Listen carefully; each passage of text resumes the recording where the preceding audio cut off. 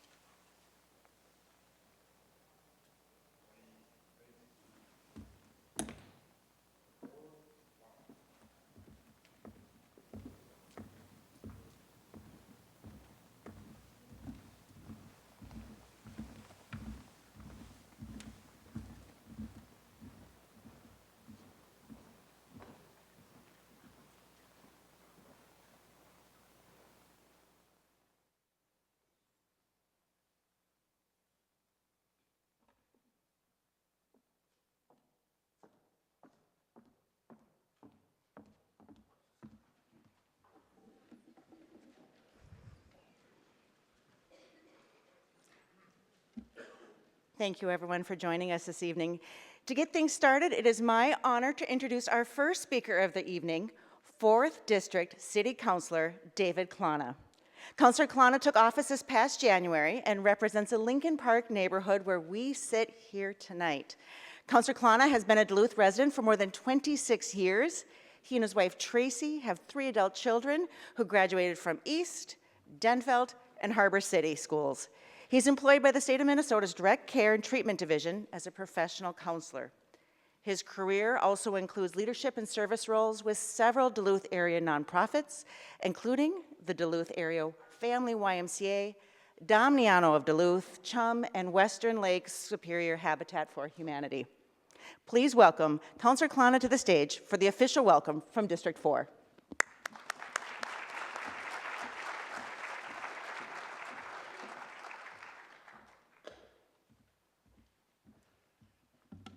Thank you, Jessica. Welcome, residents and honored guests, to this special place of learning and the 2026 Duluth State of the City Address by Mayor Roger Reinert. Thank you for joining us this evening, and please join me in recognizing the school and city staff who have made this gathering possible.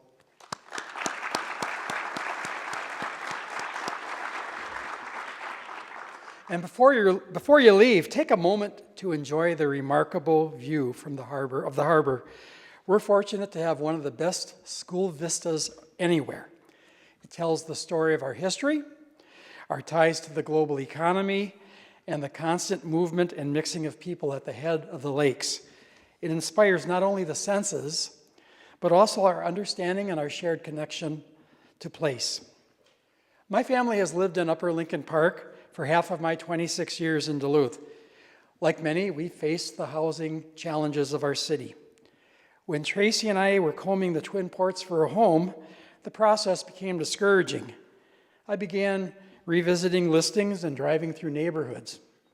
When I started scaling 27th Avenue West, I immediately recalled my time at Chum helping postal workers with their annual food drives, at times gasping for oxygen. That's when we found a small pocket of homes tucked among a unique street pattern and exposed bedrock. As we explored further, we discovered another unique feature.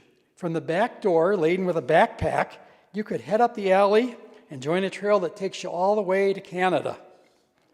Even more surprising, the basement window offered a view of the harbor.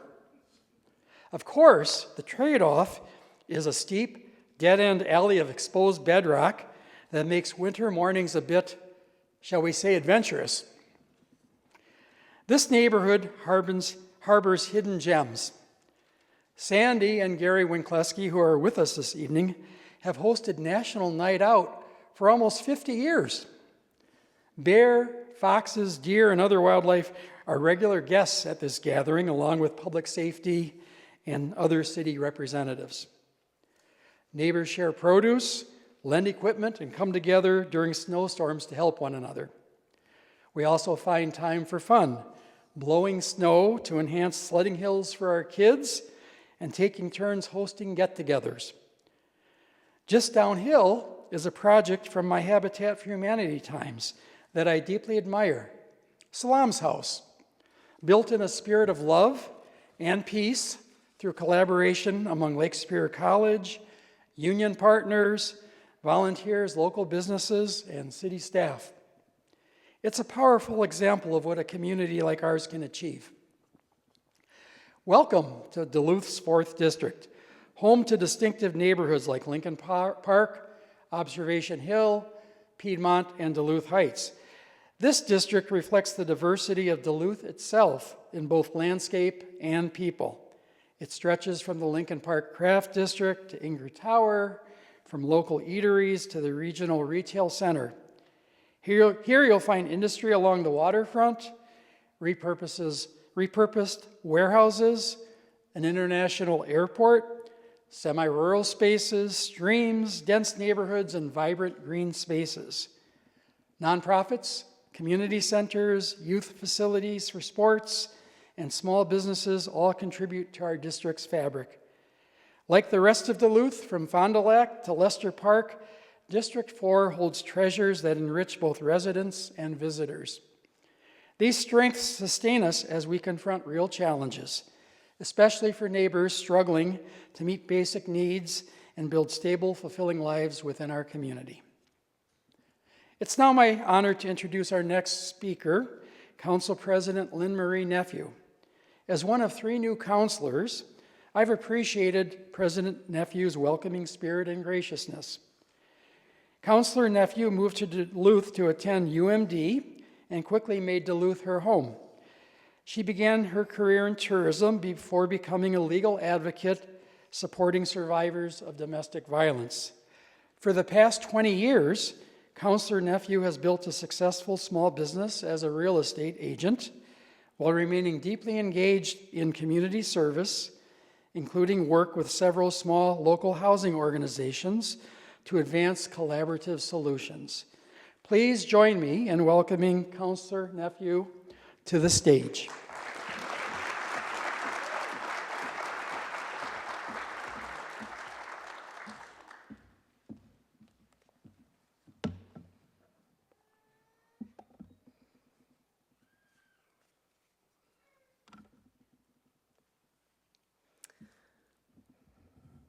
Welcome, and thank you for being here tonight.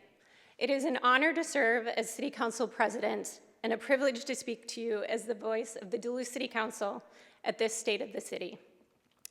Before I begin, I would like to recognize my fellow councilors. Public service at a local level is not easy work. It is long hours, difficult decisions, and a deep commitment to the community.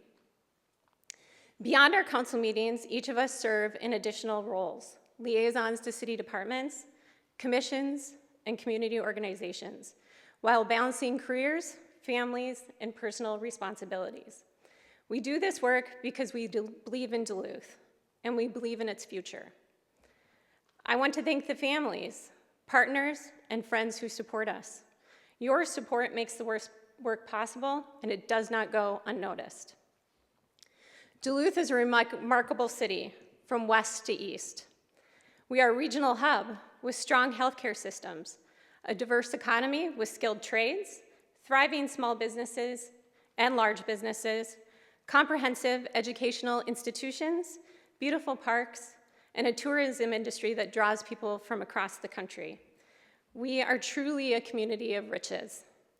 From the St. Louis River to Boy Scout Landing to the skate park, to historic Morgan Park, to the Western Waterfront Trail, the Miller Hill Mall, the airport, the aquarium, the depot, the ballet, the symphony, Lake Superior. I could go on and on. And yet, despite these riches, we held on to something just as important. We are still a community. A place where people look out for one another, a place where neighbors help. A place where in the middle of the winter, no one stays stuck in the snow for long because someone will stop to help. This is who we are. And that spirit, that sense of community, must extend into how we govern. Because the strength of our city is not measured in infrastructure or economic growth, it is measured in how we treat one another, how we solve problems, and how we show up for our community. Local government is where that work happens. Your city council is your most accessible form of government. We are your neighbors. We are here to listen, to respond, and to act when we can. Whether it's investing in infrastructure, supporting local business, improving services, or helping solve everyday challenges, this is where government becomes real. And at a time when national and state conversations can feel divisive and chaotic, we have an opportunity here in Duluth to lead differently, to lead with respect, to lead with transparency, to lead with purpose. This year, we are reminded on how important that is. We face chaos within our council chambers, moments where the space did not feel welcoming, safe, or constructive as it could be. So we took action. We updated our standing rules, something that had not been done for far too long. It required time, effort, and honest conversation. We worked through those rules line by line. We debated, we disagreed, we stayed at the table. And at the end, we found common ground. We've demonstrated, even in disagreement, we can move forward with mutual respect and shared purpose. That is the standard we will continue to set. At the same time, we are facing significant challenges as a city. Housing, downtown redevelopment, the future of our skywalk system, the Spirit Valley Corridor, Lester Golf Course. These are complex issues, but there are also opportunities to shape Duluth's future. And among them, one stands out above the rest: housing. We need thousands of additional housing units in the coming years, because without housing, we cannot grow. Without housing, we cannot support our workforce. Without housing, we cannot fully realize our potential as a city. But if we address it, we unlock opportunity. We strengthen our tax base. We invest in our infrastructure. We support our schools. We create space for new families, new workers, new ideas.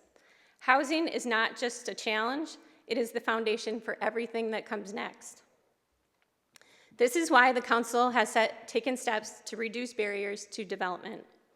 We have tasked our planning department to modernize our Unified Development Code, simplify processes, increasing flexibility, and encouraging the kinds of housing our community needs.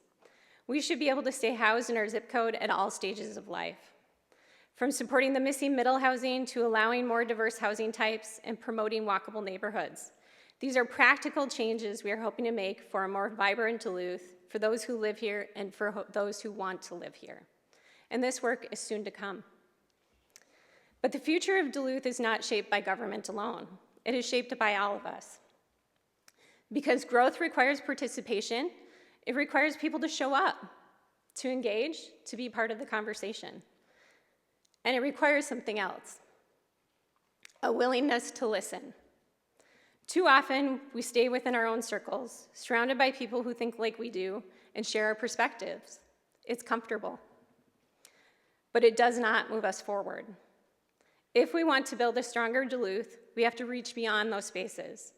We have to talk to one another, especially when we disagree. Because more often than not, we share the same goals. We want safe neighborhoods, a strong economy, opportunities for our children, a community we are proud to call home. We may not always agree how to get there, but that does not mean we can't move forward together. In fact, that's where progress begins. So as we look ahead, I encourage all of us, be part of the conversation, be open to new ideas, be willing to listen. And most importantly, be willing to work together, because Duluth's future is not something that will simply happen. It is something we will build, and we'll do it together. And if there's one thing I know about this city, it is that we are resilient, we are resourceful, and we are ready to meet the moment. Thank you.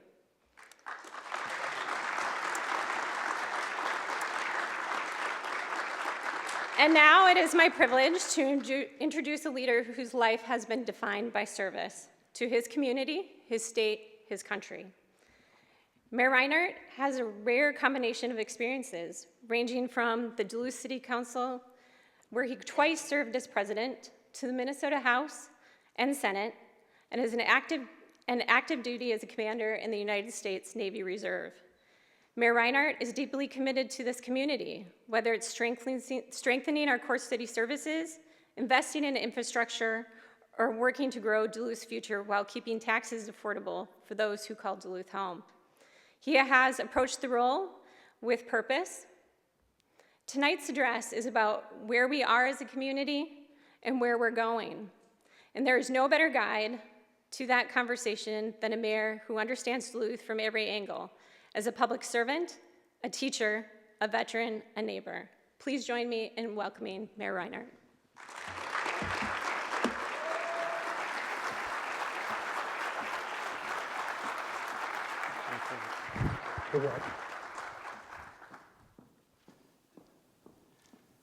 Thank you so much, Council President Nephew. And good evening, everyone. And thank you for being here tonight, and welcome to the 2026 State of the City. I know personally, I always find it rewarding to see such a strong turnout from across our community. Residents, business owners, neighborhood leaders, city staff, nonprofit partners, and others who all care deeply about the future of Duluth. Tonight, we'll have the opportunity to recognize an outstanding city employee. We will add a new citizen to our Duluth Hall of Fame, and we will recognize several great neighbors from throughout our community. But before I get started, I want to also highlight and thank several people who have helped make tonight possible. Again, thank you to Councilor Clanaugh for welcoming us to your district this evening. In each State of the City address, we've asked the district councilor to speak about their district and welcome you all, and I think you did an exceptional job of highlighting District 4 and also personalizing it from your experience here. I also want to thank City Council President Lynn Nephew for her remarks. If you've paid attention at all to City Council meetings lately, you know that she has one of the hardest jobs in town right now. And I want to recognize the city councilors that are in attendance tonight. Councilor Randorf, Forsman, Councilor Desatel, Councilor Johnson, Vice President Kennedy, I saw, you just made it, thank you. And then again, Councilor Clanaugh and President Nephew, thank you, all of you. And I want to recognize a few peer and key partners, a few peers. You see all the people out in the street, you start holding the skywalks, and there's people out there, and they're freaking out. You see like people, black fingers from frostbite, and you can't hold the skywalk and not give us a day to open it. There, 5 people died since January, man. 5 people. That's a decent amount. I'm just wondering what's going on. Have a seat. I'm sorry. What do you want? Like, what do you want from us? We want you to do more. That's what we want. You're the most corrupt mayor we've seen in years. You're selling out the Duluth, the BlackRock, and the military industrial complex. You're supporting a dystopian surveillance state. And you're retaliating against whistleblowers in your police department. You hired Michelle Soldo to investigate that police department because she did a good job for you when you were investigated for your girlfriend doing your job in the city office. You hired Terry Laird to help you avoid transparency and accountability. Adios. You're selling out Duluth. You're doing a great job, Roger. Thank you.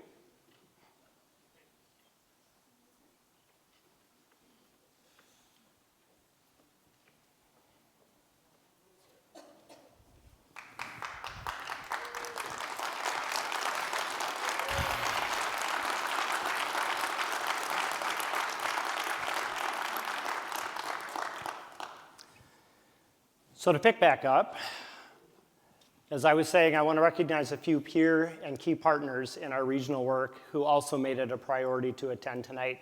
I know Mayor Ward is here from Proctor, Mayor Heim from Rice Lake, and also Chairman Bruce Savage from our partners at the Fond du Lac Band. Thank you all for being here as well.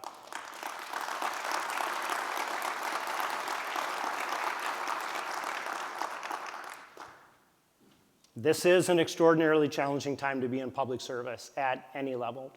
And I appreciate the partnership, leadership, and sacrifices that all these individuals make on behalf of the people of Duluth. I also want to say a sincere thank you to the many city staff who worked hard behind the scenes to make tonight possible. Events like this take a great deal of time, planning, and coordination, and their hard work often goes completely unseen. We get to show up, we get to have events, and they do all of the work that leads up to it. Now I'm going to embarrass her because I left this out of every single rehearsal, but I want to say a special thanks to Jess Hehir. You saw Jess already this evening. She is my community engagement officer. Jess is the warm, soft, and friendly to all of the more serious in business that I am. And Jess really ran point on all things state of the city. And tonight would not have happened without her leadership. She helped coordinate the details, the logistics, and the planning that made tonight possible. She even brought her husband along, and her daughter might have been one of the volunteers out greeting you. Believe it or not, giving big speeches and public presentations is not my favorite thing in the world. I'm an extrovert in an introvert job. And Jess is so helpful with that, so thank you, Jess. I'm grateful for your leadership, your hard work, and all of your support. And I want to thank especially, and Councilor Clanaugh, thank you for highlighting this, the students, faculty, and staff of the Lincoln Park Middle School for welcoming us into your building tonight and for being such wonderful hosts.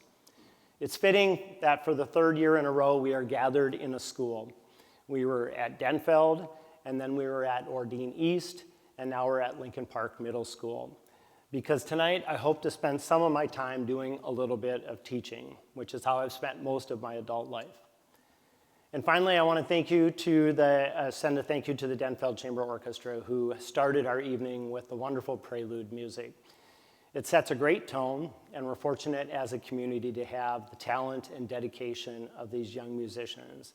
And Jess and I both discovered beforehand that we're all bass players at one time in our lives. So let me start with this. Duluth is strong. We're a resilient city with extraordinary natural assets, vibrant neighborhoods with unique identities, committed public servants, and people who care deeply, you heard it already this evening, about this place. From third-generation Duluthians to brand new ones who just moved here. But friends, the state of our city is being tested. It's being tested by serious underlying fiscal challenges that have been building for years. Aging infrastructure, deferred maintenance, rising service costs, and flat revenues. We're a post-industrial Great Lakes port that has too much of just about everything, and that bill is coming due. It's also being tested by something mayors and elected officials across this country are seeing right now. And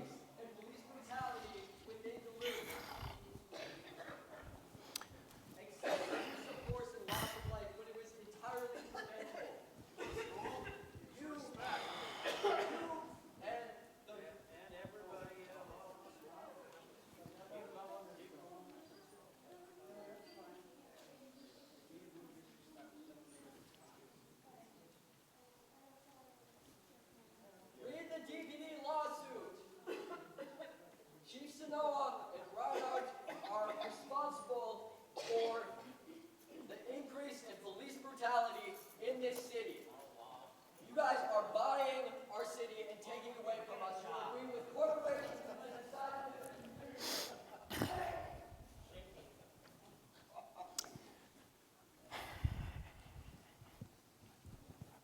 Pick back up again. I think this might be a theme for the evening. So, our city.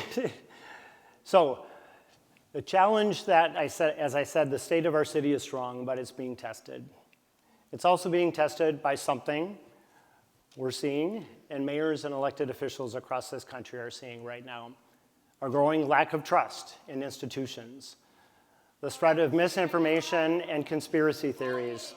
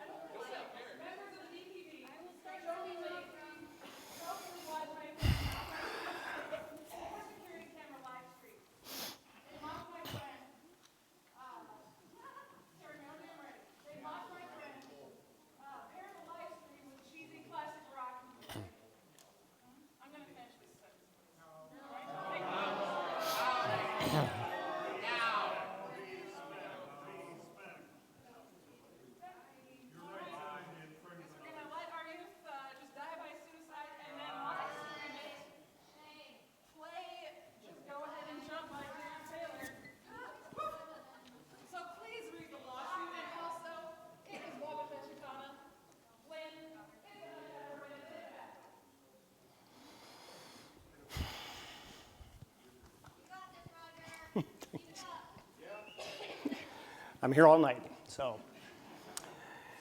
As I was saying, it's also being tested by something mayors and elected officials across this country are seeing right now: a growing lack of trust in institutions, the spread of misinformation and conspiracy theories, and challenging behavior in our public spaces from both ends of the political spectrum. It is something that is increasingly making these spaces feel unwelcome and at times even unsafe. I know the state of the city should be uplifting and bright and full of soaring rhetoric and promises for multi-million-dollar fancy new everything. But for as long as I have the opportunity to be your mayor, I want to do a few things. I want to do the hard work and tackle the tough challenges that are before us. I want to be honest with you about what we are facing as a community. I want to work to educate you about why we are facing these challenges. And I want to put policy and process over politics. So tonight, I'm going to talk honestly about where we are, about the challenges we face, and about the choices in front of us. The decisions facing Duluth require us to look at things differently. They require us to rethink long-standing assumptions and resist the temptation to just keep doing what we've always done in the way we've always done it. That's the easy button, but the easy button is the wrong one to push. So tonight, while we're together, let's do a couple things. First, I want to provide a midterm update on the 5 big issues. These were the community's priorities when I ran for office in 2023. And they came from over 1,500 one-on-one and small group conversations. They were the big issues that shaped the campaign, that helped bring me into office, and they continue to be the strategic priorities for our administration. And second, I want to walk through the fiscal realities facing Duluth. I mentioned aging infrastructure, deferred maintenance, rising compensation and benefit costs. Having a shared understanding of our fiscal reality is a critical starting point for any honest conversation about our future. I've already mentioned that we have to be willing to do things differently and try something new, even if it makes us uncomfortable.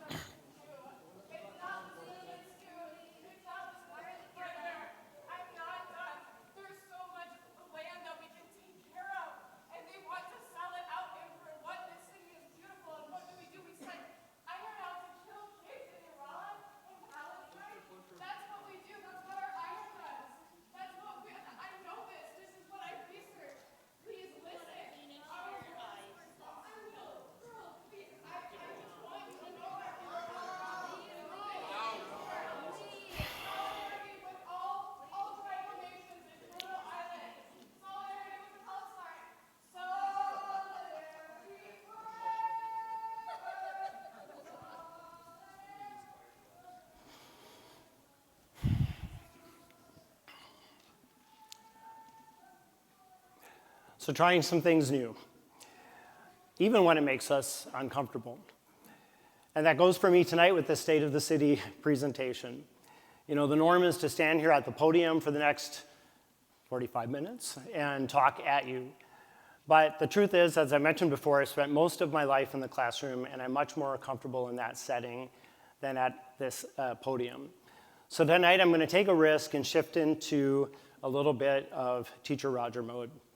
I want to walk through a few slides and take a little time to explain the issues and the numbers behind them. My goal is not to overwhelm you with information. It's simply to make sure we're all working from the same set of facts. Because math is hard. And Duluth is facing some hard math in 2026 and beyond, which again means we can't just keep doing what we've always done in the way we've always done it. And as I think you'll see, there's simply no property tax large enough. So with that, let's dig in, and I'm going to step away from the podium. So, great, thanks, Britta. We have a basic mission at the City of Duluth. It's to provide effective and efficient core city services at a tax rate that both our residents and businesses can afford and sustain. Or in short, to do the basics and to do them well. So as I said, I wanted to start by talking a little bit about an update on the 5 big issues. So as a reminder, housing at all income levels, growing our commercial tax base, investing in our streets and utilities, revitalizing downtown Duluth, and affordable property taxes. So let's start by talking about housing at all income levels. You heard this from Councilor Nephew. We had a housing study done last fall. Duluth needs some 9,000 new housing units over the next decade. So that's roughly 900 new units a year. And that's from population growth, and it's from increasing our workforce. Housing at all income levels and of all types, especially more density, especially in the more core and urban parts of our community. Things like condos and townhouses, which when we had a stagnant population for decades, is not a housing type that we've created. And it's also a housing type that helps us build on existing infrastructure without having to create new infrastructure, which immediately becomes a liability for the city. It's also a housing type that meets some demographics that we're seeing on the rise in our community. Young professionals, empty nesters, and increasingly folks who want to call Duluth home, but maybe only home for part of the year. Right now, without that kind of housing type, they're buying single-family homes in our neighborhoods and taking those out of inventory for single families who actually need that as a housing type. And inventory matters. When we create housing at all income levels across the housing profile, we allow people to move as their lifestyles change. And that allows mobility in the housing inventory. There was a great report done by the Minneapolis Fed focused on the city of Minneapolis and their effort to create just inventory, all the kinds at all the income levels for all sorts of folks, and how that helped Minneapolis do better than the national average on keeping rents down and housing prices down. So where have we been in the last couple of years? Well, over the last few years, we've created almost 800 new housing units within the community. Now keep in mind, we need to be doing about 900 a year over the next decade to meet what the Maxfield folks told us needs to be our housing goal. And that's just in Duluth. That's not counting our friends in our near neighbor communities. So while 800 is great, we still have work to do. Our staff had a housing summit last fall, inviting in developers, inviting in nonprofit partners, inviting in community members to have a conversation about where we can go with housing in the community. And we have in the pipeline some key projects that are going to help bring more inventory online this year. Of note, the Urbane project in Lincoln Park, which sat boarded up for almost 2 years, will finally be open to residents this year. The Lakeview project downtown will also. Acres on Arrowhead, one unit is full, they're renting the second, and the third one's under construction. And then exciting 115 townhomes as part of the Aris development right off Central Entrance, a product that we need, done with no public dollars, completely with the developer. And what I love is our staff will say it was a great developer to work with, and the developers talked about how much they enjoyed working with our staff. Some challenges: our population is growing again. After decades of being stagnant, we have now added somewhere in the neighborhood of 1,500 new residents in the community. But without additional housing, what does that do? It puts more pressure on the housing stock that we currently have. Cost pressures, we're all living through inflation, and that applies to building things as well. In fact, construction is more. It's about 18% over the last couple of years versus 13%. To our near neighbors, we're geographically bound. We have Proctor, we have Hermantown, and we have Rice Lake, who share borders with us, and Lake Superior on the other side. Duluth is unique, and it is the only regional center in Minnesota that can't just go out and annex new land. Nor would we want to. It just increases the cost of that infrastructure. We have to look at the land that we already have within our 26-mile by 8-mile wide community. Where do we have opportunities? We have great opportunity downtown as we look at trying to convert commercial to residential, the former Central High School site, and we have the ongoing conversation about the future of the former Lester Park Golf Course. Growing our commercial tax base. In Minnesota, what most folks don't know is that commercial pays about 2/3 of the bill. We have always been a small p progressive state. So our business community pays most of the property tax, not residential. But when residential isn't growing, that means we need even more, or when commercial isn't growing, that means we need even more from residential to make up that difference. So when we grow our commercial tax base, we're able to provide additional revenue for core city services without increasing the property tax levy. And that's when you hear us talk about new growth. That's adding more tax base to our tax revenues without having to raise the property tax levy. So how has Duluth been doing there? We've seen significant manufacturing sector growth. In fact, every manufacturer in Duluth would tell you that they would add more if they could, but they can't find the employees, and they can't find the employees because we're not providing the housing for that. We have this significant $300 million investment in the Sofadel plant. What's especially exciting about the Sofadel project is, number one, it is now making finished product in Duluth. That paper plant that many of us know was on death's door for decades at a time as the paper industry saw substantial shifts, now making finished tissue paper, napkins, paper towels, things like that in Duluth, being stored in Duluth. If you've seen the 13-story warehouse that's going up, and then using Duluth's transportation connections, its rail, its road, the water, and potentially even the airport to shift that product throughout the upper Midwest and as far as New England. Our Atlas business park is almost full. So that presents one of our challenges, finding more commercial sites. We talked about the need for more housing for our workforce. And then some of our great opportunities. Increasingly, our geography and climate. Cold climate is an advantage. We have an advantage of being a place that doesn't have tornadoes or earthquakes or tidal waves. We are a transportation nexus, as I mentioned. And seeing that next step of technology combining with manufacturing, businesses like Bot Crew that are autonomous terrestrial, that are pulling cable under solar fields, that are the automated forklifts in warehouses and things like that. Because of our geography and climate and our transportation nexus, they are choosing Duluth to be their home. Streets and utilities. If you drove here, you know that our streets are in tough shape. And this is the time of year when we notice it most because this is pothole season. So what most folks may not know is the city of Duluth is responsible to plow, repair, and maintain 477 miles of road and street and alley within the city of Duluth. Now that's only counting 2-lane sections. If you count the sections of road that are 3 or 4 lane, that number goes up to 585 miles. Significant number of streets that we're responsible for in the city of Duluth, 26 miles long by 8 miles wide.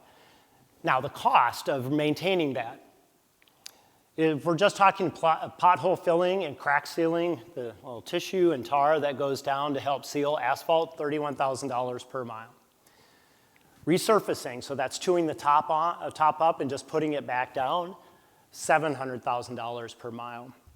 But a complete street rebuild, which is what many of our streets need, where we actually dig all the way down and redo all of the underlying infrastructure, and usually repairing the underlying water and sewer lines as well, $5 million for 1 mile.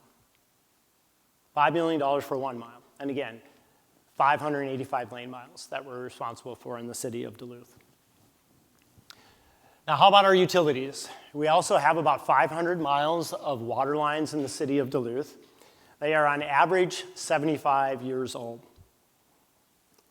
50% are more than 80 years old. You may remember a major water main break in under Grand Avenue in West Duluth that took out 4 lanes of traffic. That was original pipe laid down in the late 1890s that failed. On the sewer side, we also have about 500 miles of underground sewer lines in the city, and they are on average 60 years old, with a third of those being over 80 years old. And you might recall a sewer line failure that allowed raw sewage to go directly into Chester Creek near the park. I know Dave Schaefer is here tonight. Thanks, Dave, for coming. What is the water and sewer line expectancy for well-maintained lines? 70 years. So we're confronted with the reality of a system that in many cases is beyond its expected life.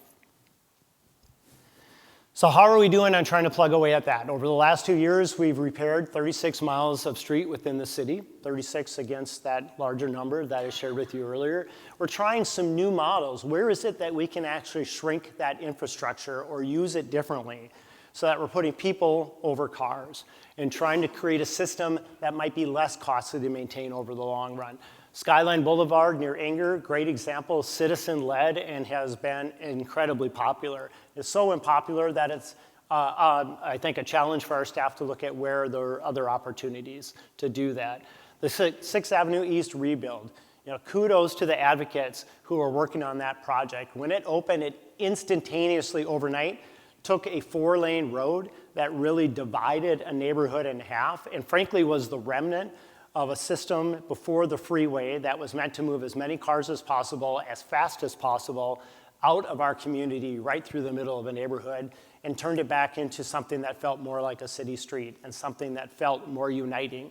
One of my favorite emails this year was from a mother who talked about how she finally felt like it was safe to walk her kids to school over 6th Avenue East again. We've replaced 2,400 lead lines so far. We're on schedule to do about that number again this year, which should get us about 2/3 of the way done with what the city needs to get done. We're working on the regional water treatment plant. You've heard us talk about that as a major legislative ask at both the state and the federal level. And the good news recently, just within the last week or so, is that we've fully funded $23.3 million of repairs to the aerial lift bridge. So top to bottom, overhaul of the lift bridge, including a new road span.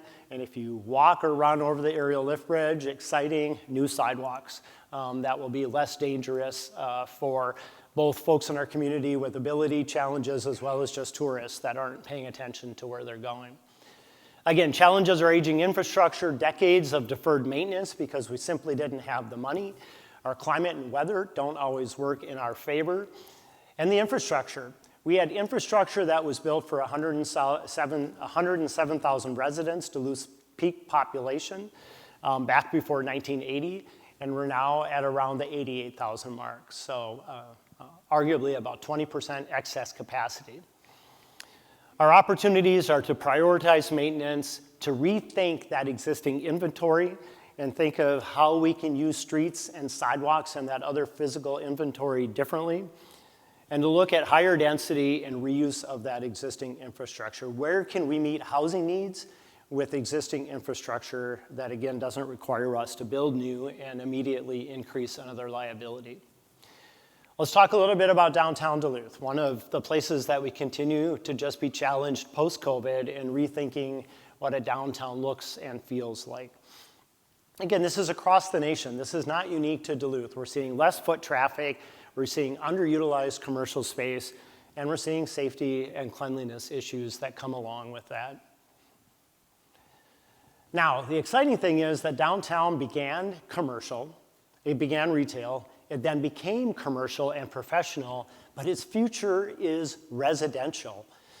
I'm going to give you a couple things that I would encourage you to read. One of the books that I'm about halfway through right now is called Walkable Cities. And it argues, and I buy this argument, that downtowns and more dense urban environments are where a lot of folks want to be able to not have a car, to be able to not have to rely on that private mode of transportation, to be able to walk to things, to walk to a coffee shop, to walk to a restaurant, to walk to work. And we have an amazing downtown that still has the character and architecture that many downtowns have lost due to urbanization. And that downtown is also adjacent to the lake and to so many of our public amenities. The challenge we have, of course, is that we've, over time, chosen to sever that downtown with infrastructure from that adjacent water front and other amenities.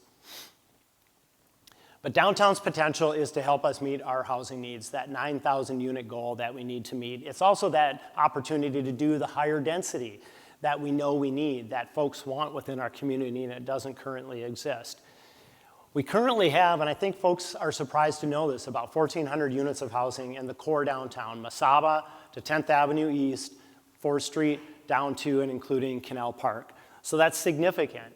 But what's exciting is we have the potential for another additional 1,500 units, especially through conversion of underutilized commercial space into residential. Where have we made progress? The Imagine Downtown Duluth gives us a blue plan. Lots of stakeholders came together for that. We've removed some challenging structures. that had been stood in a long time and signaled, I think, the wrong direction that we were trying to go. The Lakeview project is coming online in the near future. And we did a skywalk assessment. No decisions have been made about the skywalk. The skywalk assessment was directed by City Council to the administration to just figure out what the liability is that we have there with deferred maintenance, again, on a 3-mile elevated system. We continue to see lower activity and underutilized space post-COVID. We have perceptions, and frankly, friends, I would say we are our worst enemies on this. The narrative that I will see online about downtown is not the narrative that I feel spending a lot of time downtown.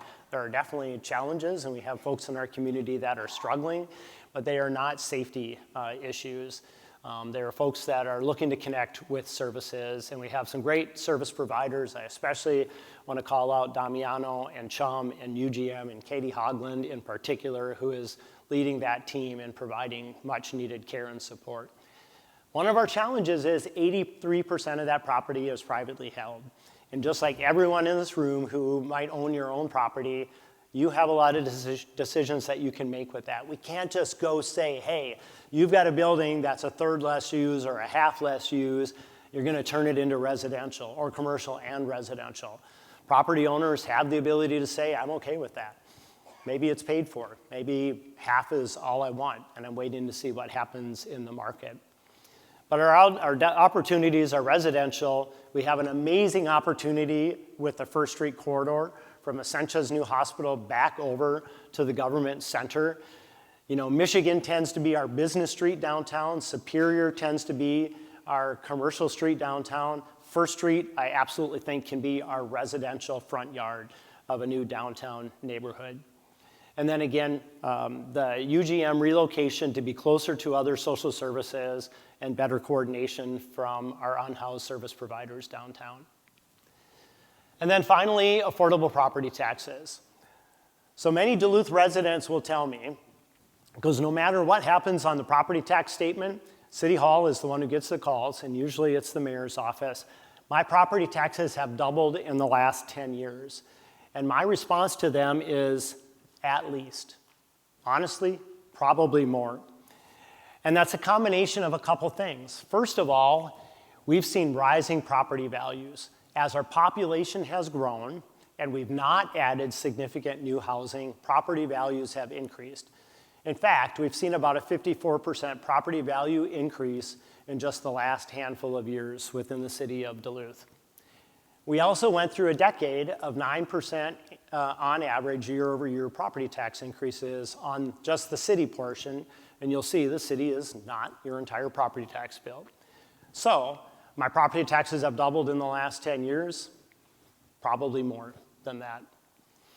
And we can see that in the city's revenue. So in 2014, the city of Duluth collected $22 million in property taxes, and in 2024, that number was more than double at $45 million in property taxes.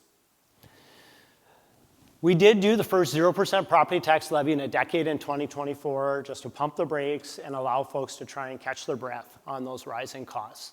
Affordability, as we know, as a nation, is a challenge right now. In 2025, we proposed a inflation only, looked at the last 12 years of the Consumer Price Index, an indicator of inflation within the economy, and proposed that as a reasonable increase for the city levy. The city council, who has an important role to play in this process, decided to bump that up a little bit more, but it still came in at just over 3%. Ongoing challenges. I'll show you this in a pie chart in a second, but friends, a third of the city revenue comes from local government aid. That's money that comes from the state. If you're a professional sports fan, it's revenue sharing. And this is the most politically volatile part of our budget. It's a part of the budget we don't have any control over. The good news is in the state's last 2-year budget, it decided to not cut LGA, but it also didn't increase it, which means given all of the cost factors in the economy, the effective buying power of that 31% of our budget went down. Our expenses are outpacing our revenue, and I'll dig into that a little bit more in a minute too. Our opportunities, again, to expand the commercial tax base. When we can grow our commercial tax base, we add more revenue, at almost a 2-to-1 or more ratio to our residential. And partnering. Our friends from our near neighbors are here. I am so grateful for Mayor Heim, for Mayor Ward, for Mayor Boucher. We have been willing to sit with each other on a quarterly basis and talk about our communities, talk about our community services, and explore ideas of where we might be able to work together, because we know that our residents all live within a 10-mile radius. Collectively, we're over 55% of St. Louis County's population, and generally they want the same services and care a little bit less about who provides them than that they're there. So thank you, Mayor Ward, and thank you, Mayor Heim, for being here tonight. As I mentioned, we're doing pretty well on the property tax side of things. So that's Duluth on the left. The 1.7 represents new growth only in 2024. The 4.9% represents new growth plus that levy that I mentioned. And you can see where we rank with a couple other regional centers in Minnesota, with Minneapolis and St. Paul. Bloomington is always an interesting comparison for us. They're roughly the same population now. For those with long memories, Duluth for the longest time was the third largest city in the state of Minnesota, and we've now fallen to fifth. And we're a little bit away from falling to sixth. But the interesting thing about Bloomington is they're literally half the geography we are. So they have half the infrastructure, less police stations, less fire stations, less miles of road. In fact, they're under 400 miles for total miles of road versus our almost 600. And then St. Louis County, who is an important partner and also somebody that is on your tax bill. So I just wanted to highlight, I always take every opportunity to let people or remind people that the city of Duluth does not get every single one of your property tax dollars. In fact, in the current levy, we're getting about 26%, with 1% being the dedicated property or park levy. And it's important to remember that one of the challenges we have with the dedicated park levy is it's flat. It doesn't adjust for inflation. It hasn't gone up in dollar amounts since it was first implemented under then Mayor Don Ness. So each year it actually goes down as a percentage of the property tax levy and buys less. You can see the school district, they're having a tough budget conversation tonight at the school board meeting, making up about a quarter, and then the county and a couple of the authorities who have tax levy making up the remainder of your bill. So I always kid our partners at the county because I think the city gets most of the inquiries about property taxes, but most of your property taxes actually go in the city of Duluth to St. Louis County. And then what do we spend money on and where else do we get revenue? So on the expense side, we're a people business. You know that if you've interacted with City Hall. 83% of what the city of Duluth spends money on is people. It's wages, it's compensation, it's overtime, it's healthcare benefits, it's retiree healthcare benefits. Far and away our number one expense. And on the revenue side, I mentioned local government aid. Our second largest source is property tax. And then our third largest source is our 1% sales tax, something unique to the city of Duluth.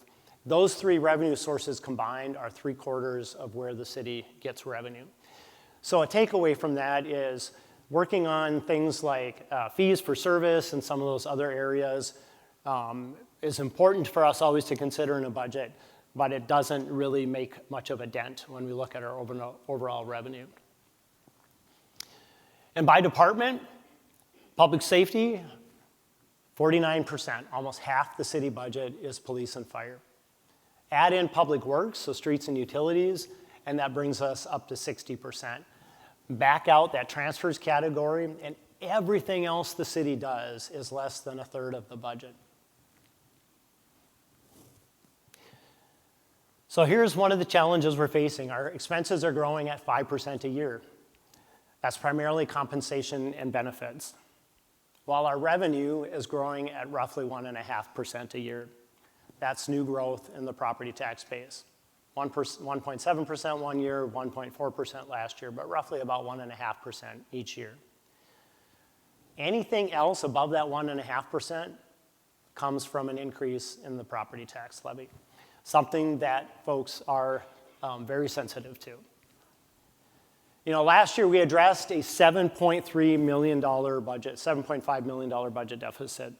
And with hard work of staff and support from the City Council, we did that without any noticeable impact on outward city services.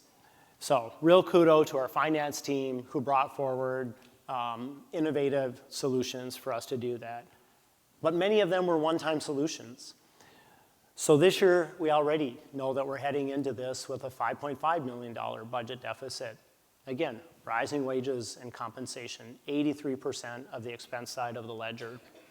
And when, not if, because we're required to have a balanced budget, we resolve $5.5 million, we will still have a $3.2 million budget deficit facing us the year after. So for my council friends that are in the room tonight, we definitely have some hard work to do in the year ahead of us. Again, any additional revenue comes from the property tax levy, and just to put it in proportion or in perspective, a 1% increase on the property tax levy is only $455,000. So compare that to some of the big numbers that you've seen related to our infrastructure needs. That's why I said at the start of this conversation, there's literally no levy big enough for us to figure out how to find not just this year's solutions, but the ongoing structural solutions that we need. And I thought before I left this, I would just talk about the news of the day. Gas and diesel prices. So fuel prices alone could wipe out a 1% increase in the property tax levy. The city of Duluth uses 182,000 gallons of gas a year and 212,000 gallons of diesel every year. Fire trucks, dump trucks, plow trucks.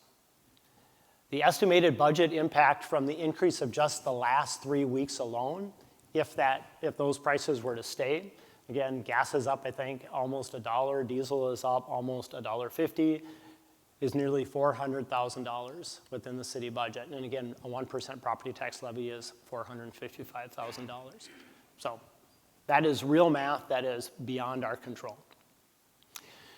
So where do we go from here knowing some of that maybe sobering information? Again, I think we ground ourselves in our core mission, effective and efficient core city services at a tax rate that our residents can afford and sustain.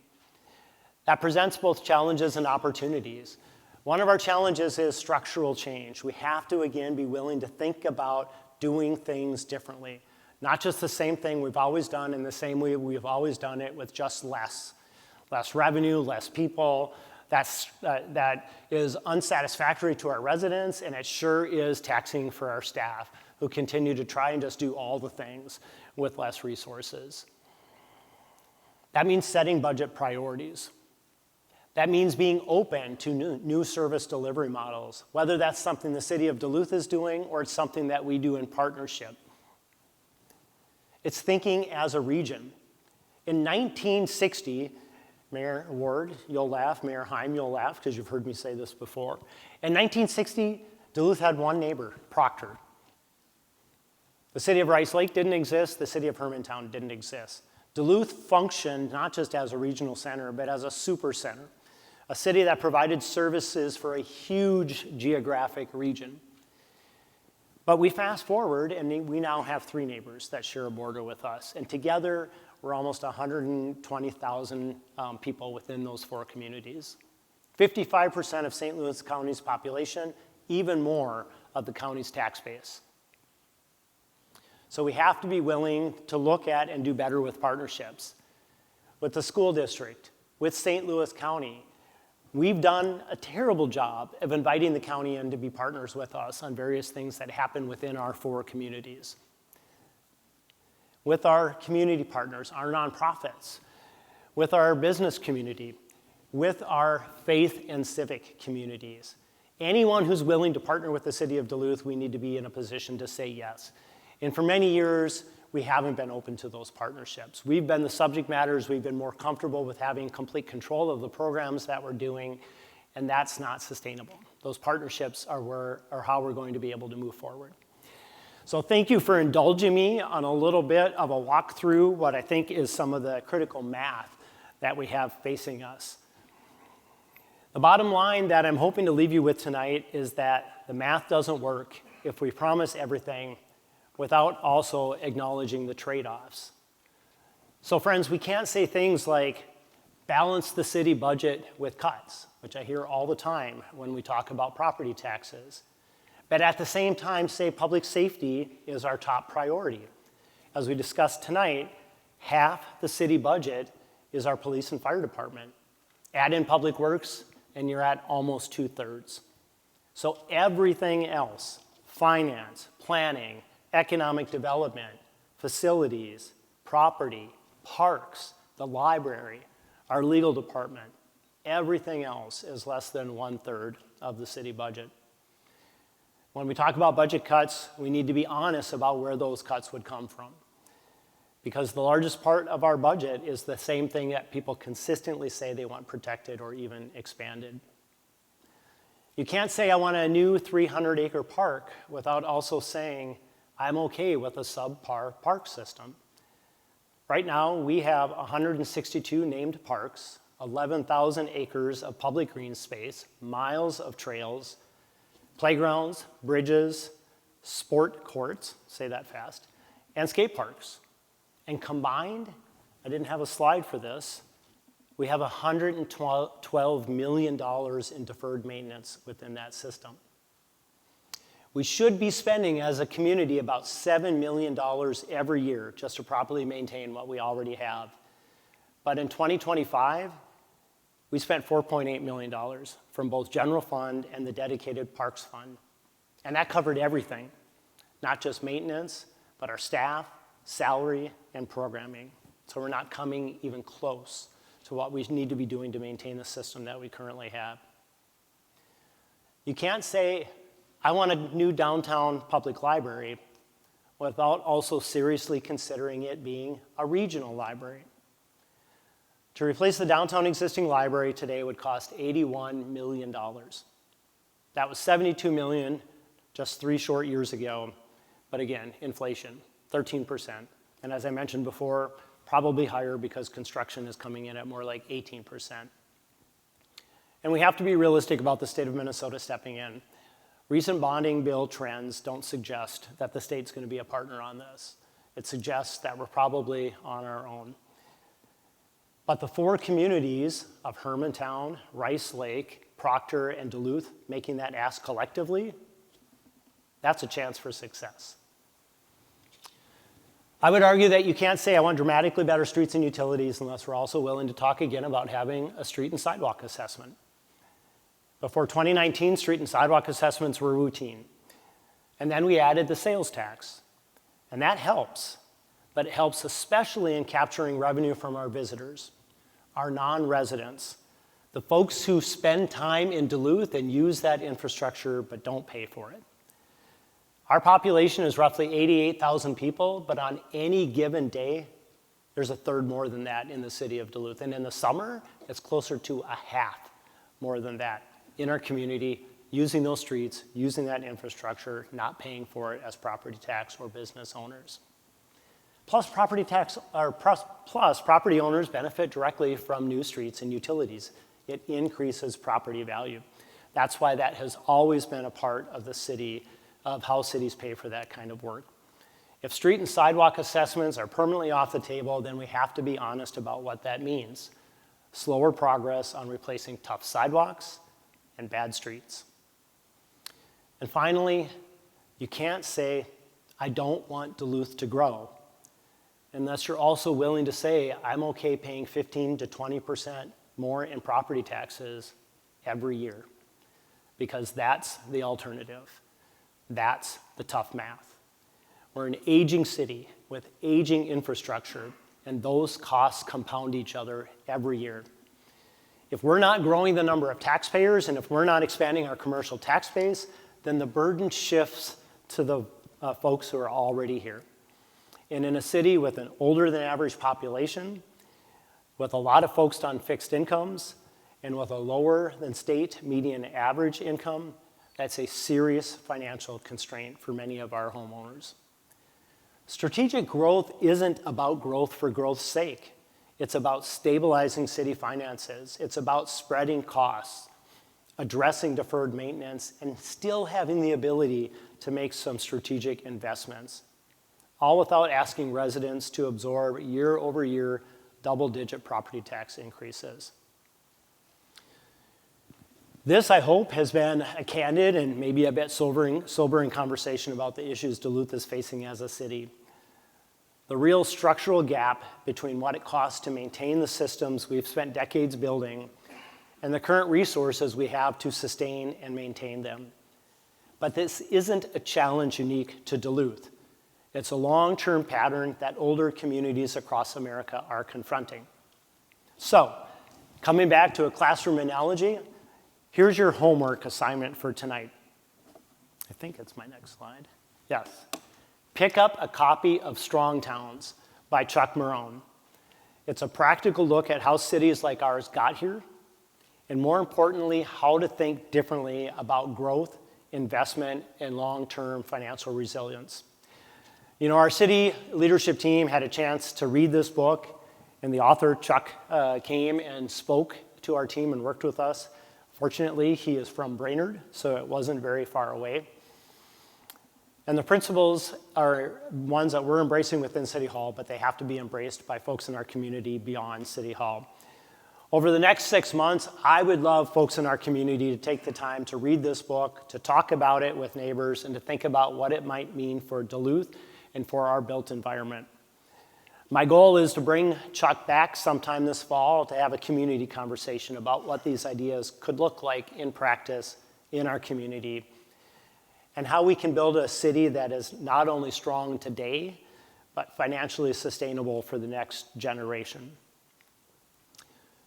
Now, in closing tonight, I want to touch on another challenge, one that may be even more significant and testing than the fiscal one we face. And that's the loss of civility and respect and tolerance and humanity. Civility, respect, and the kind of community we want Duluth to be are not just the responsibility of our elected officials. They are shared responsibilities. They belong to all of us because we as a community are that antidote. You know, Duluth has something many places have lost. We're a big, small town, and we know that. We love our neighborhoods. We love how unique they are. We love kidding each other about being from the east or being from the west or living over the hill. Or if you're a Park Pointer, you're your own unique identity down on the point. We see each other. We share this place. We thrive on our relationships. That means we have the ability, and I would argue the responsibility, to do better. We can be the ones that don't follow the national trend, but instead lead from the local level, to choose a different path. You know, I recently heard a commenter say that we've stopped finding common ground because we've just stopped looking for it. So let's leave tonight with a commitment to listen before we label, to choose to disagree without dismissing or worse, demonizing. Let's choose to look for where we agree instead of focusing on where we don't. Let's choose to intentionally look for common ground, even when it's not easy to see. I've talked tonight about the challenges facing Duluth, and they're real. The math is real. And they are not somewhere in the undefined future. They are now, this year, this budget. The decisions that we, the City Council, myself, us as a community will have to make will not be easy. We will either pay substantially more for things, or we will do fewer things. What is not an option is to do nothing. Continuing to do what we've always done in the way we've always done it, the status quo. And hopefully I've helped show tonight that there is simply no tax levy big enough to help us avoid difficult choices. Friends, I love this community with a passion. I have spent 21 years in service of one kind or another to Duluth. I am passionate about Duluth. I believe in Duluth. I believe in our big, small town. I believe in us as Duluthians, and I believe in all of us who are here tonight and all of us who couldn't be here tonight because they're living their lives. They're working multiple jobs. They're parents with kids that are in multiple activities. Or maybe they're just finally taking some time to be home with their family after really difficult days. This community is more than capable of facing our challenges, but we must do it together and with a shared sense of stewardship and responsibility, and also a level of respect, tolerance, and civility that not only reflects the Duluth we are, but I know the Duluth we want to be. Because friends, Duluth is strong, but the state of our city is being tested by our finances and by how we choose to treat one another and interact with each other in our public spaces. Thank you all for being here tonight, for being engaged, and for being willing partners in the difficult work ahead, for believing in Duluth and being as passionate about our community as I am. Thank you very much.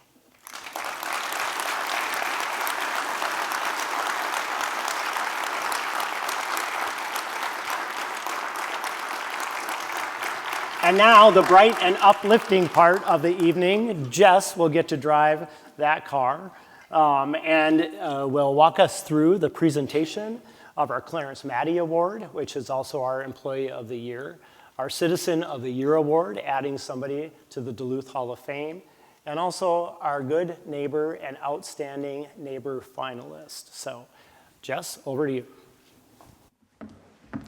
Thank you, Mayor Reinert. Will you please stay on the stage with me to help present the awards? Thank you. Well, we'll start with the Clarence Maddy Award. This is the highest recognition awarded by the City of Duluth, and it is given to a city employee who has rendered outstanding service to the organization, our community, or both. The award is named after former city administrator Clarence Maddy. Maddy is most noted for his career that spanned 5 different mayoral administrations. And as noted, this award is presented to an employee that goes beyond their job description, providing valuable services to their colleagues and to the citizens of Duluth. Tonight, the Clarence Maddy Award goes to someone who is known not just in City Hall, but throughout the community for her exceptional ability to navigate complex real estate and land use challenges, and is a solution-oriented mindset. She's widely respected across departments for her meticulous attention to detail, deep institutional knowledge, and steady commitment to ensuring projects move forward. What sets her apart is her practical get-to-yes approach in finding workable paths through complicated legal land and title issues that might otherwise stall progress. As one local business owner put it, she doesn't tell you it can't be done and walk away. She helps you figure out what can be done. She's also an exceptional communicator. Her ability to cut through complexities and keep things moving made the difference for our project. Her work exemplifies the kind of responsive, effective public service that strengthens trust and delivers real results to the community.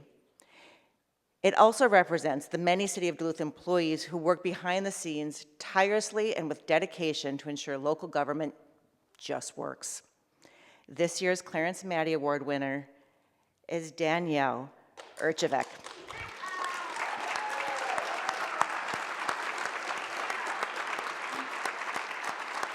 Danielle is a senior property services specialist in the City Attorney's Office and focuses on complicated land and title work. She's been with the City of Duluth for more than 13 years. Congratulations, Danielle.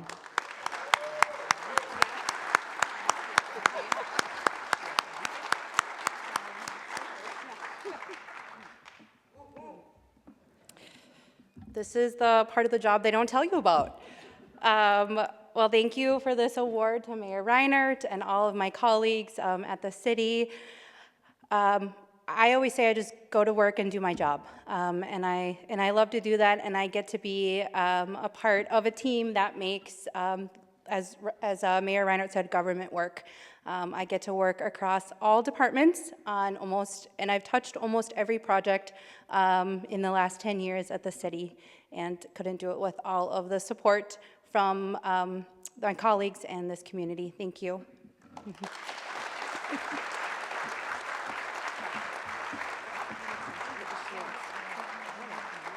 Thank you.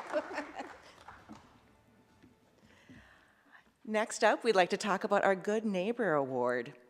In his first State of the City address, Mayor Reinert called on Duluthians to help highlight those in our community who just do the little things every day that make our community work and make our community the kind of place we all love to call home. Last fall, the community was asked to nominate the helpers in their neighborhood for the Good Neighbor Award. The person who quietly checks on an elderly neighbor doesn't just clear their own driveway, but snowblows the entire block.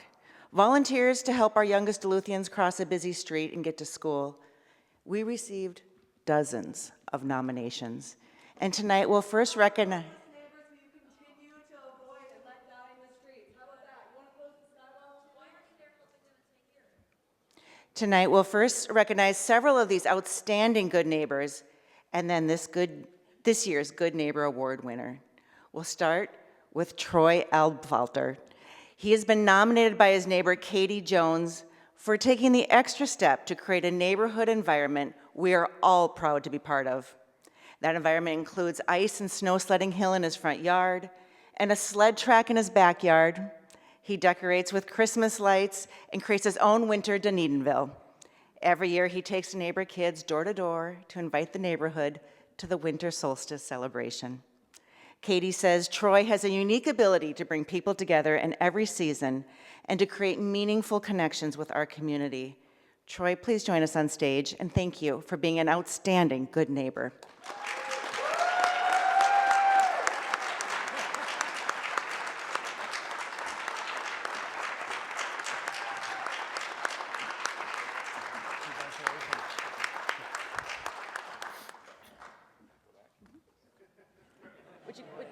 Would you like to say something?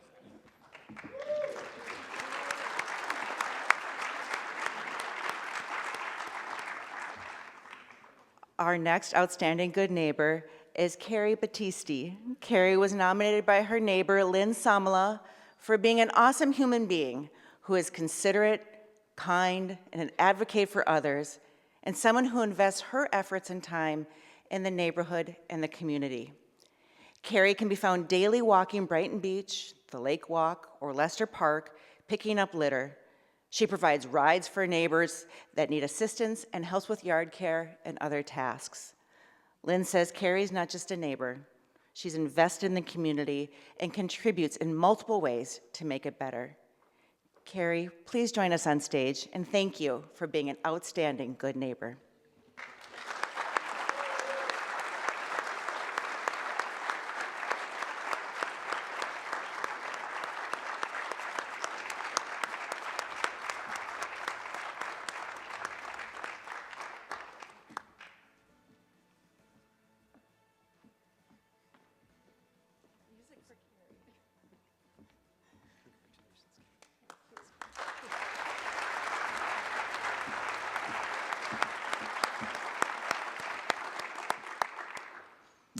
We'd also like to recognize Amanda Podemsky as an outstanding good neighbor.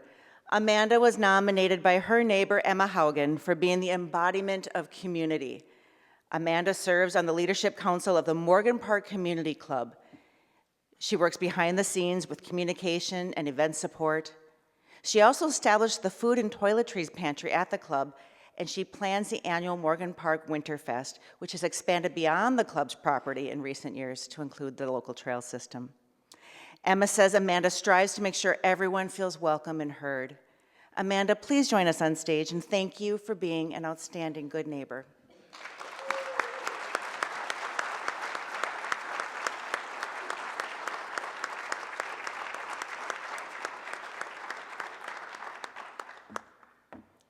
It appears Amanda was not able to join us this evening.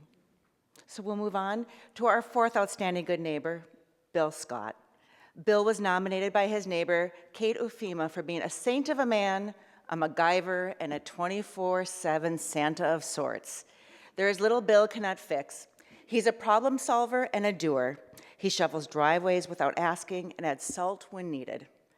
He also provides food for those in need, drives others to work, checks on neighbors that live alone, mentors young people, and coaches youth athletic teams. Kate notes that he's soon to be 80, and he is not slowing down. Unfortunately, Bill did let us know he's unable to be with us this evening, but we thank him for being an outstanding good neighbor.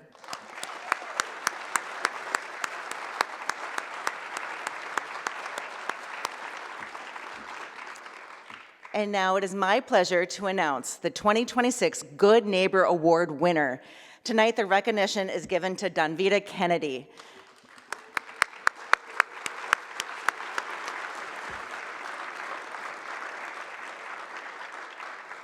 Donvita feeds the community with invitations to eat posted across social media. She started with a table set up on 88th West for anyone who wanted or needed a meal. These delicious meals are prepared by her hand, and she feeds up to 40 people a week. She is self-funding this effort, and her hot meals include proteins, vegetables, homemade biscuits, and yes, of course, homemade dessert. She's expanded her service area and now also delivers her meals from Gary and New Duluth to the Spirit Valley neighborhood and beyond. Some of her recipients are unhoused, others just need a hearty home-cooked meal. Donvita was nominated by her neighbor, Kelly Kopke, for being a truly selfless and for wanting only to serve her community in her own special way. Please join us in recognizing Donvita Kennedy, our 2026 recipient of the Good Neighbor Award. Thank you.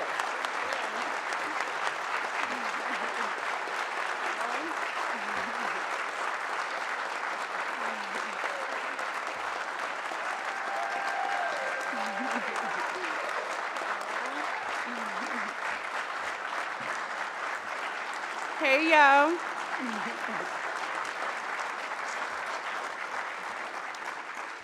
First, I want to thank my family, my little loves, because they're always helping me from start to finish with the meals. They help me come up with ideas and things that we think people would love.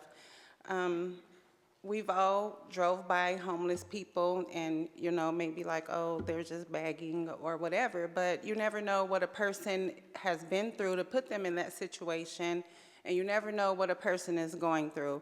And so just remember that kindness is free, you know, it takes nothing to smile.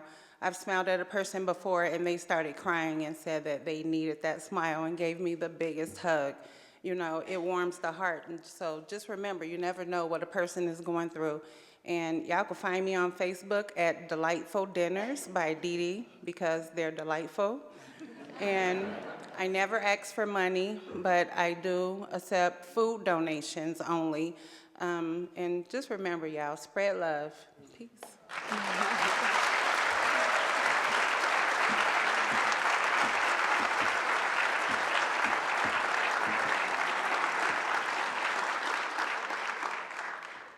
We'll now move on to the Citizen of the Year Award. For years, the city has recognized citizens for outstanding personal and selfless contributions over a lifetime to the city of Duluth. They have a place in our collective history for seeing need and opportunity and moving their solutions forward. They step in to do the work that others either do not or cannot. These people weave the fabric of a brighter and stronger community. Beginning in 1924, this recognition was done in partnership between the city and the David Winstead Post of the American Legion and was called the Duluth Hall of Fame. This recognition was allowed to lapse for several years, but was brought back again in 2025, and a plaque listing all past recipients now hangs in the foyer of City Hall. Tonight, it is now time to add a new name to the list of inspirational citizens. The 2026 Citizen of the Year Award is given tonight to Sandy Winleski.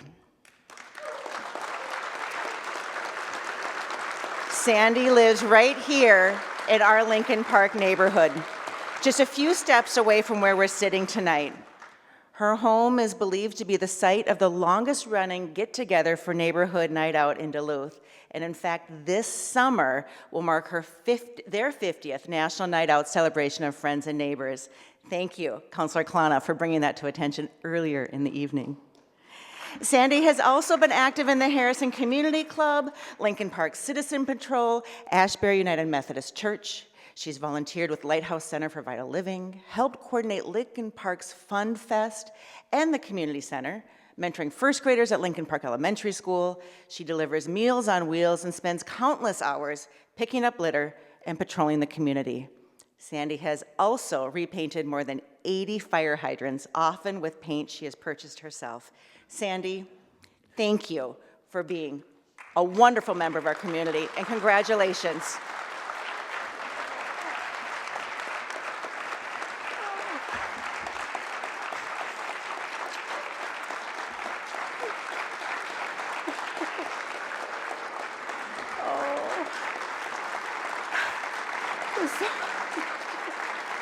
So kind, so kind. Oh, I'm so blessed that so many of you are in my life, and I'm pushing 80, and I'm going to keep going. I enjoy every moment and cherish all your friendships too. With so many people helping, and all the neighbors, and we hope to go on to many more neighborhood picnics, and you're sure welcome to come, and many of you people have come, so thank you for your kindness. It's so kind. I'm shocked. So thank you.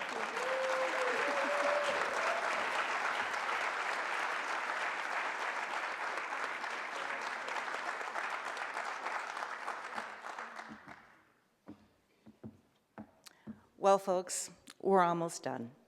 But before you leave tonight, I want to ask you to do one more thing. We've used technology as much as possible to be more efficient and responsive, and to help you be more engaged in understanding the issues and the options. To help support that effort tonight, we're launching our new City of Duluth app. It's a convenient way to stay engaged, stay informed, stay connected in the work ahead. And with a new city app, you will also be able to get alerts on city news and updates, apply for licenses and permits, pay your comfort systems bill, report an illegally parked car, or everyone's favorite, report the potholes. This new City of Duluth app will replace the existing resident problem reporter. The app's been a priority for Mayor Reinert since coming into office, and I'm excited to share with you that it is officially operational and available to the public.